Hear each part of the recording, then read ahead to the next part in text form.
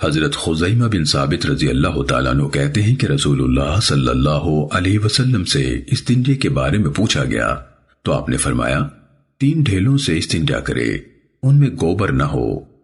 امام ابو داود رحمہ اللہ کہتے ہیں کہ ابو اسامہ اور ابن نمیر نے بھی ہشام بن عروہ سے ایسے ہی روایت کیا ہے۔ سنن ابو داود حدیث نمبر 41۔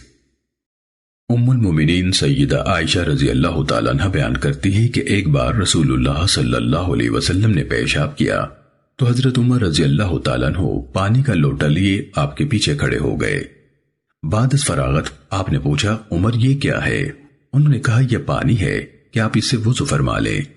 آپ نے فرمایا مجھے یہ حکم نہیں ہے کہ جب بھی پیشاب کروں تو ساتھ وضو بھی کروں، اگر میں نے ایسا کیا تو امت کے لیے سنت بن جائے گی۔ سنن ابو داود حدیث نمبر 42۔ حضرت انس بن مالک رضی اللہ تعالیٰ عنہ کہتے ہیں کہ رسول اللہ صلی اللہ علیہ وسلم ایک باغ میں داخل ہوئے، ایک غلام آپ کے ساتھ تھا، اس کے پاس لوٹا تھا اور وہ ہم میں سے چھوٹی عمر کا تھا، تو اس نے اس برتن کو بیری کے پاس رکھ دیا۔ آپ جب حاجت سے فارغ ہوئے تو ہمارے پاس تشریف لے آئے اور اس موقع پر آپ نے پانی سے استنجا کیا تھا۔ سنن ابو داود حدیث نمبر 43۔ سیدنا ابو ہریرہ رضی اللہ تعالیٰ عنہ نبی صلی اللہ علیہ وسلم سے بیان کرتے ہیں کہ یہ آیت کریمہ فیہ رجال یحبون ان یتطہروا، اس میں ایسے لوگ ہیں جو پاک رہنے کو پسند کرتے ہیں، اہل قباء کے بارے میں نازل ہوئی تھی۔ حضرت ابو ہریرہ رضی اللہ تعالیٰ عنہ بیان کرتے ہیں کہ وہ لوگ پانی سے استنجا کرتے تھے تو ان کے بارے میں یہ آیت اتری۔ سنن ابو داود حدیث نمبر 44۔ حضرت ابو ہریرہ رضی اللہ تعالیٰ عنہ کہتے ہیں کہ نبی صلی اللہ علیہ وسلم جب خلا رفع حاجت کے لیے جاتے تو میں آپ کے لیے پیالے یا چھاگل میں پانی لے آتا اور آپ اسے استنجا کر لیتے۔ امام ابو داود رحمہ اللہ نے کہا وقی کی حدیث میں ہے پھر اپنا ہاتھ زمین پر رگڑتے، پھر میں آپ کے پاس پانی کا ایک اور برتن لاتا تو آپ اس سے وضو کرتے۔ امام ابو داود رحمہ اللہ کہتے ہیں کہ اسود بن عامر کی روایت وقی کی روایت کے مقابلے میں زیادہ کامل ہے۔ سنن ابو داود حدیث نمبر 45۔ حضرت ابو ہریرہ رضی اللہ تعالیٰ عنہ رسول اللہ صلی اللہ علیہ وسلم کی طرف نسبت کرتے ہوئے بیان کرتے ہیں کہ آپ نے فرمایا اگر اہل ایمان کے لیے مشقت نہ ہوتی تو میں انہیں نماز عشاء کو تاخیر سے پڑھنے اور ہر نماز کے وقت مسواک کرنے کا حکم دیتا۔ سنن ابو داود حدیث نمبر 46۔ حضرت زید بن خالد جوہنی رضی اللہ تعالیٰ عنہ کہتے ہیں کہ میں نے رسول اللہ صلی اللہ علیہ وسلم کو سنا، آپ فرماتے تھے اگر میری امت کے لیے مشقت نہ ہوتی تو میں انہیں ہر نماز کے وقت مسواک کا حکم دیتا۔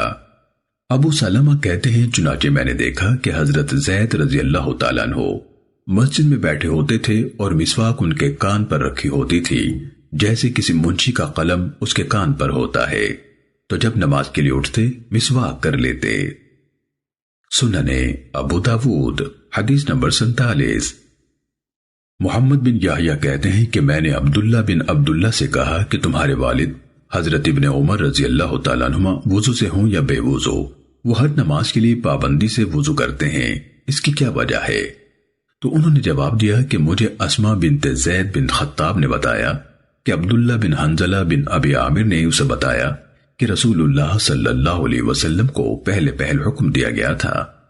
تو انہوں نے جواب دیا کہ مجھے اسما بنت زید بن خطاب نے بتایا کہ عبداللہ بن حنزلہ بن ابی عامر نے اسے بتایا کہ رسول اللہ صلی اللہ علیہ وسلم کو پہلے حکم دیا گیا تھا کہ ہر نماز کے لیے وضو کیا کریں، خواہ پہلے وضو سے ہوں یا بے وضو، مگر جب انہیں مشقت ہوئی تو حکم دیا گیا کہ ہر نماز کے لیے مسواک کیا کریں۔ چنانچہ ابن عمر رضی اللہ تعالیٰ عنہ سمجھتے تھے کہ ان میں ہمت ہے، لہٰذا وہ ہر نماز کے لیے نیا وضو کرتے تھے۔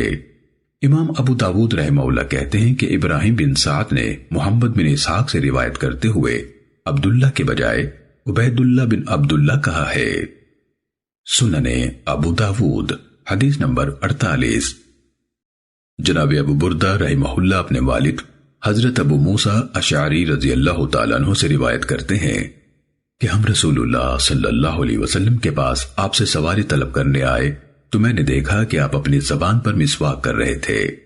یہ مسدد کی روایت کے الفاظ ہیں، اور سلیمان کی روایت میں یہ الفاظ ہیں کہ میں نبی صلی اللہ علیہ وسلم کے پاس آیا، آپ مسواک کر رہے تھے اور آپ نے اپنی مسواک زبان کے کنارے پر رکھی ہوئی تھی اور آپ سے اہ کی آواز نکل رہی تھی جیسے کہ ابکائی آ رہی ہو۔ امام ابو داود رحمہ اللہ کہتے ہیں کہ مسدد نے کہا کہ حدیث لمبی تھی مگر میں نے اسے مختصر کر دیا ہے۔ سننے ابو داود حدیث نمبر 49۔ ام المومنین سیدہ عائشہ رضی اللہ تعالیٰ عنہ کہتی ہیں کہ رسول اللہ صلی اللہ علیہ وسلم مسواک کر رہے تھے اور آپ کے پاس 2 شخص تھے، ان میں سے ایک بڑا اور دوسرا چھوٹا تھا۔ اسی اسنا میں آپ پر مسواک کی فضیلت کے بارے میں وحی کی گئی اور یہ کہ آپ یہ مسواک بڑے کو دے دیجئے۔ سننے ابو داود حدیث نمبر 50۔